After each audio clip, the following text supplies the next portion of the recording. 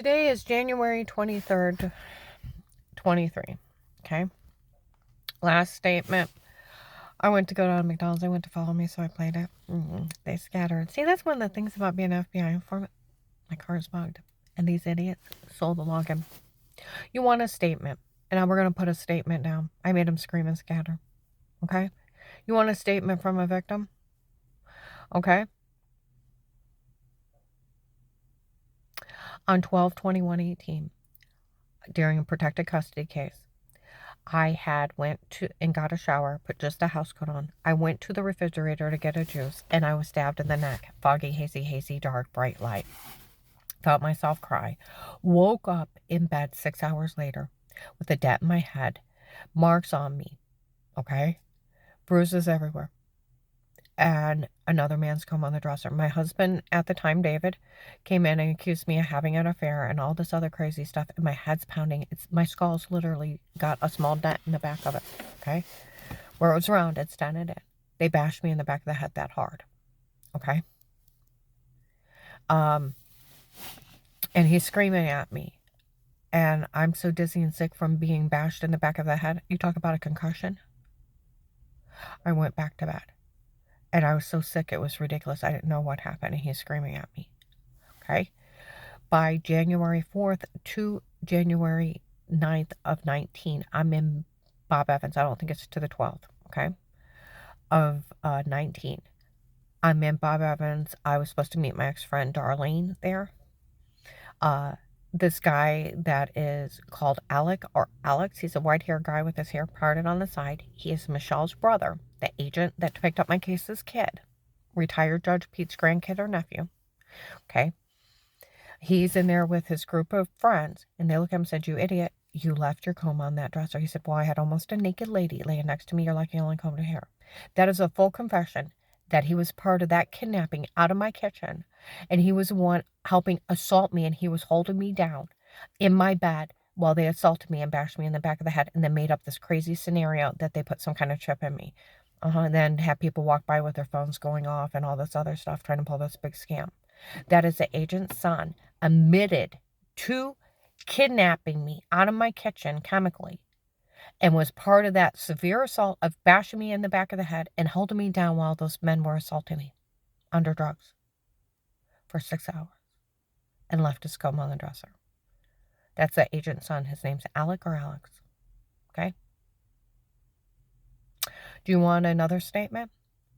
Where my ex-husband tried to have me killed because he wanted other women. Okay?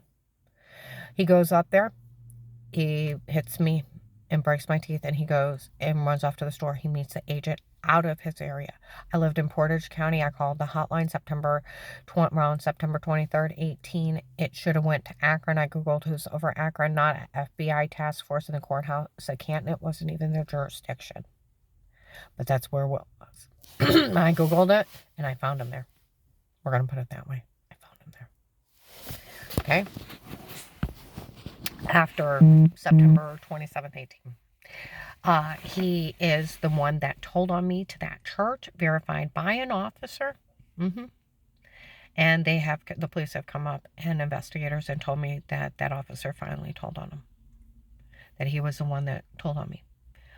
His daughter started dating my husband. He's the one that took the kill money before the investigation started with, and after they kicked in my door 3 days later, started stalking me with button cameras. I found out later, and where I was all of a sudden dizzy, throwing up, getting sick, almost passing out. They were date rape drugging me all summer long, letting their friends assault me. Okay, thinking they're funny, and then photoshopping shower scenes I've heard in their stalking tapes. Then have Dave bring the originals back up and set up this big scam so that he'll scare me into calling the FBI, and he can steal from the witness protection program. Have him bully me into a statement of saying that I was lying when I wasn't, when I tried to tell him what happened at Huntington Bank and under a threat of arrest after I'd been drugged up, to say I was lying when I wasn't. Even the police know that he bullied me into a statement or saying that I was lying when I wasn't. November 24th, 22. Mercy Medical. One of the officers watching me that day told the nurse that. The agent that bullied her into saying she was lying when she wasn't. Okay? And the real law is badgering laws. You have to take their statement, if you believe them or not. And you have to follow through. And then list me, informant, give me all the witness protection program stuff, the money, diplomatic immunity. Open that case. And then put it straight in his pocket. And then admitted he did it to a lot of people. And then threatened me if I told somebody he lists me crazy and no one can help me. He was just bullying me. He can't do that. He can't put a gag order on me. He's not a sitting judge and he's not a psychiatrist. And it was for him to scam the federal government out of over $300,000 that were meant for my care. He put it in his dirty pocket over 4 years. And then he sold the Police Protect a Life case and sold it as a reality show. He started showing where they raped and tortured me to little children. Him and his drug dealing friends were breaking in, drugging me up. Nobody drugs anybody. No, yeah. And I'd wake up with bruises. I was sick. I was nauseous. I didn't know what was happening. They were lying. They had sodium pentothal reports and then laughed it was date rape drugs. So I wouldn't remember. Wake up, being human trafficked, men assaulting me, trying to beat him off in the room and go black, and then show up at stores and make fun of me the next day where he'd let men break in my apartment after I moved out. And then being raped and tortured, a violent one, and showing it to small, as little as 5-year-old girls. That is child molesting. And running this big scam down here so that he could pay off his drug dealing friends. And his drug dealing friends that are child molesters, and so was he. To show that to little babies. Anybody that any of these people took their children out where they had came up in front of my client, it's sick they raped her, it's sick they raped her, and they're little babies. My client at the time said, I had a friend that showed one picture, a naked picture to a child. And that's pedo shit. And he was trying to tell me he's calling those people pedos. And I was so upset for them making fun of me for being tortured and raped. I couldn't understand what he's saying. He was trying to tell me that agent, he considered that agent a pedo. It's because he is. Him and his drug dealing friends are into child molesting and showing, and these people are so stupid. They knew they were breaking in, date rape, drugging me, raping me, and they want to take their kids out, and they're drug dealers. Who made it up to me today? Who took me out today? I got a cell phone. It's like you're nuts. Will took me out. I got all this stuff. Why would he take you out? Sick they raped her. And showing it to children. It's a form of child molesting. And did he date, rape, drug them, and then molest their little bodies, and so they wouldn't remember? Because he was already hurting their minds. It is a federal crime to show pornography to children. It is a federal crime to kidnap somebody chemically. It's a federal crime to watch somebody in their house, unaware, outside a Protect a Life case with statements. It is a federal crime to get things out of attempt to murder. It's a federal crime to embezzle money from a witness protection program. The witness protection program and the money and the things to go with it was not meant for agents to embezzle it and put it in their dirty pocket and pay off their drug deals and their drug dealing friends that are child molesters. It is not meant for that. It is meant for keeping that person safe for their statement in a case that the government's looking into. And that they have money to live on and they can either work or they can stay at home. And that their housing is paid for and police home protection at home. So that they're kept safe because they testify against somebody worse.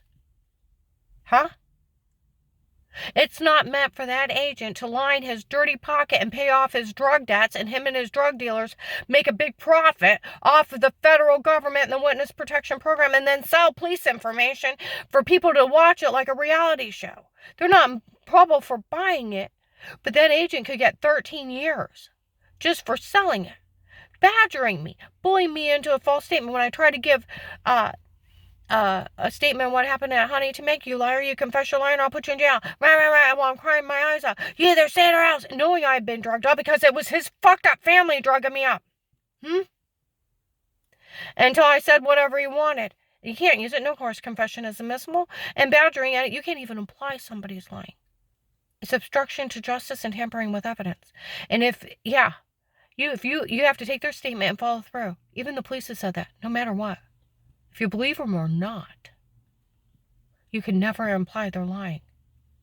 Do you know how many big cases we had 5,000 misleads? I asked a sheriff, I said, how did I say it wrong at Huntington Bank? He said, you didn't. It was perfect. The way what happened and where everybody was and what was said to you. I said, because where would he call me a liar? He said, he's not. And they can't call you a liar. Even another officer said they can't call you a liar. It's on the Department of Justice. They can't. He goes to jail for it. It's 5 to 7 years. See, there's real crimes and real federal crimes. And they told Ed at the Oakland Department, it's just a bunch of men doing crimes down here, so somebody stop them. They have committed everything from attempted murder, rape, torture, selling police information, embezzling of government funds, to child molesting. Now you think it's funny. Don't let your kid... Everybody's like, we all know none of this is funny. This is that agent from out of the area. He was in that store in Ravenna after Dave hit me in the face. He owed all these drug dealers money. Just came up with this big scam, him and his drug dealing friends. Kicking in my door, stalking me. Do you know it's illegal for them to even watch you on the bathroom and the toilet during a protected light case? You have a right to privacy. Do you know it is? And then them date rape drugging me. That's attempted murder and kidnapping. And I was so drugged up by the second week up there, it was ridiculous. I couldn't even mow the lawn at times. I'd almost pass out in the yard. Because it leaves you loopy afterwards. Nauseous and dizzy. And I couldn't figure out why I was sick. And then him letting Dave bring the originals back up there to scare me into calling the FBI so he could bully me, badger me, so that he could open the informant program, the witness protection program, so he could embezzle the money. Then came up with the idea to sell the protected custody case as a reality show and make millions for him and his drug dealing friends. Pay off his drug debts. The drug dealer showed up in old cars and faded paint on the side. And within a few months from the sale of the login, they were driving $80,000 trucks, Hummers, Bats.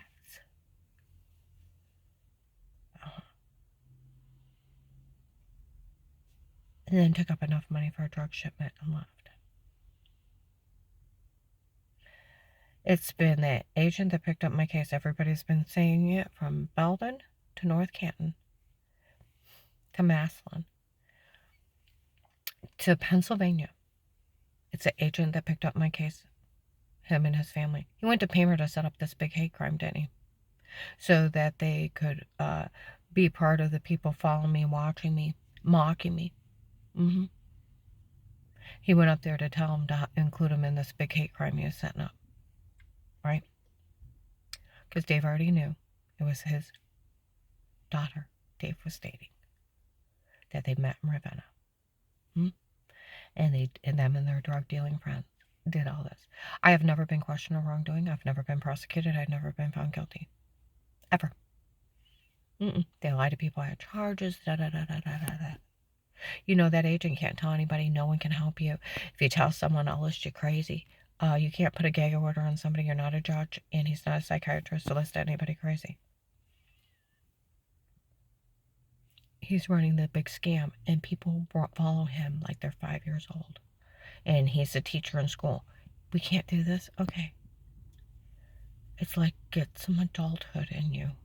That you have a free mind and you are a free citizen. And this bastard is just a hired cop that's running this big drug dealing scam, him and his drug dealing friends, of drugging people up, embezzling funds from the federal government, selling police information. My husband's new girlfriend's family did all this to me. so that they could steal from the witness protection program, sell police information to make millions off of it. They have victimized me, and people need to get down here, and the children they took out, they need to have counseling. They showed them pornography of a real rape and torture, and they would not know how to process it. They also need to probably have physicals to make sure they were not sexually assaulted and did not end up taking a nap while they were out with Will. And that he didn't sexually predate them and molest them. See what I mean? There's more than me that's a victim. Where people laugh at me for being this agent's victim, he's a serial killer and a serial rapist. And he's arrogant, loud, and proud. And they said he's sitting back laughing. Nobody's arrested him for all his crimes. You know, he's just a hired cop, right? Federal Bureau of Investigators. They're cops. My brother-in-law was CI. It's different. It's military stuff.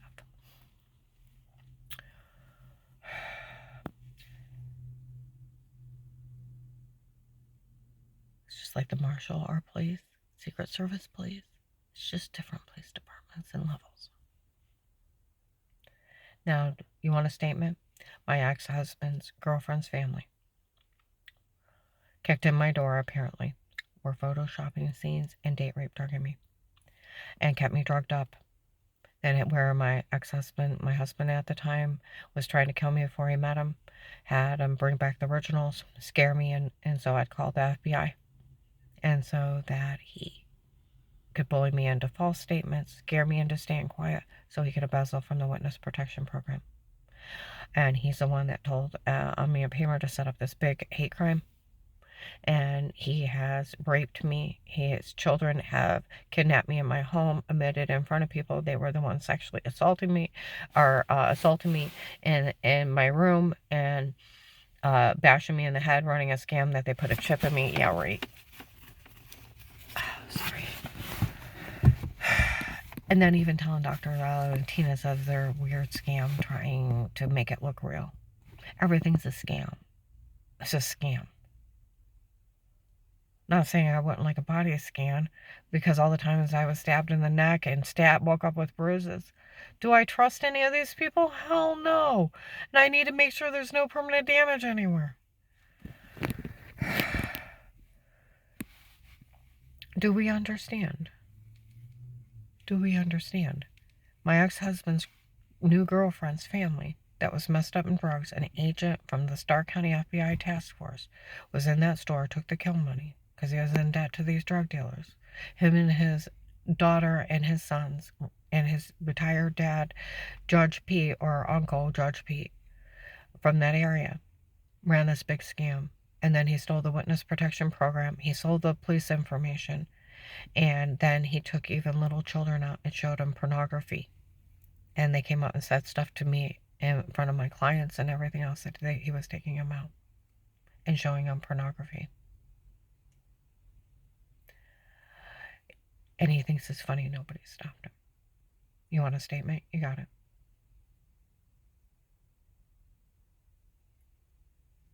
It's been him doing it to me the whole time. February 7th, 22. By noon, I'm taking Becky across the street. We're friends up to Giant Eagle. They were outside blaming Will for all this. It was him. 100%. Because he owed those drug dealers money and ran this big scam in this area.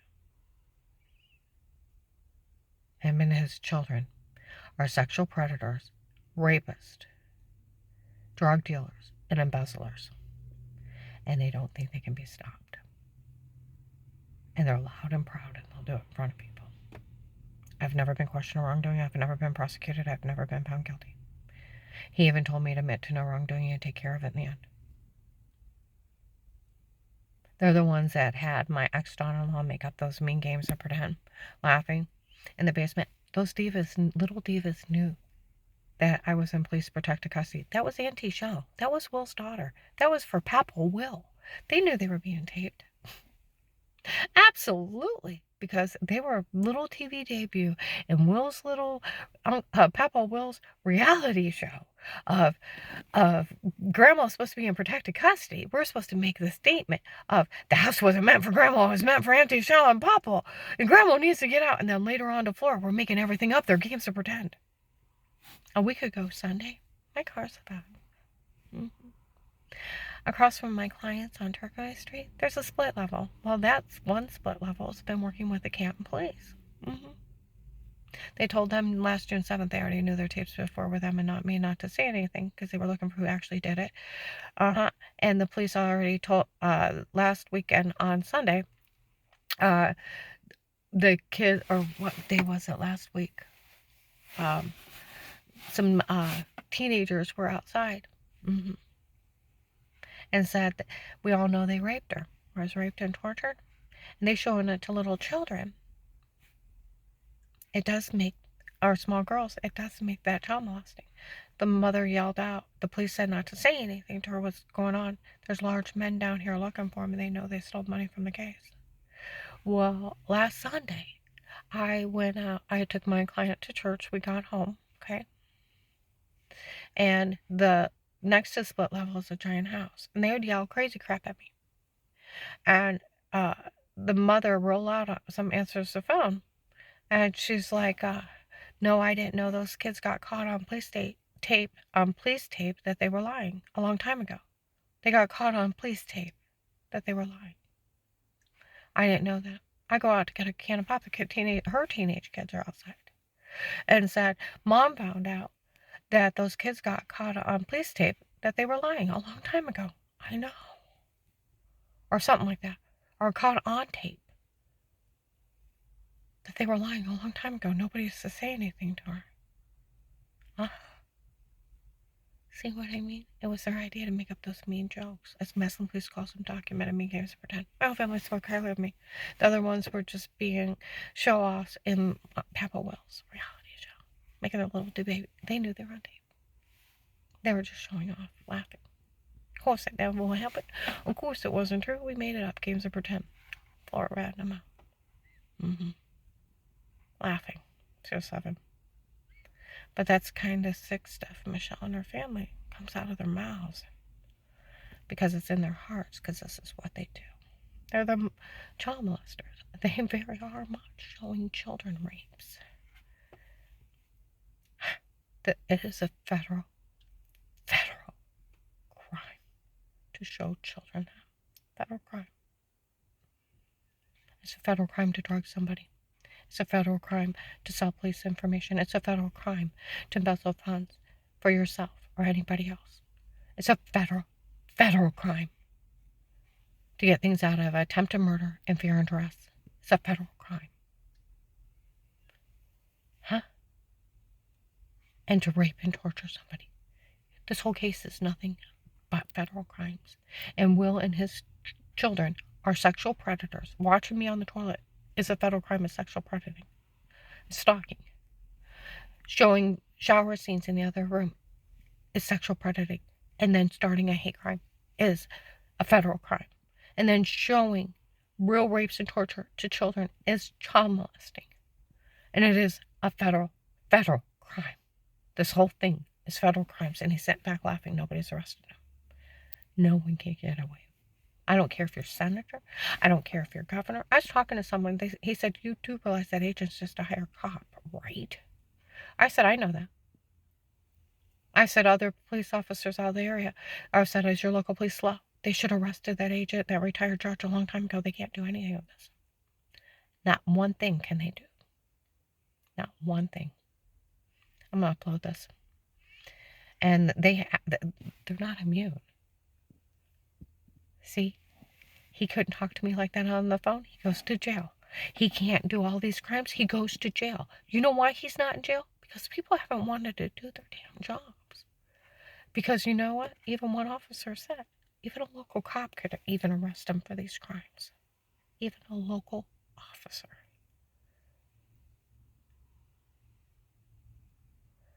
Don't let your children near him.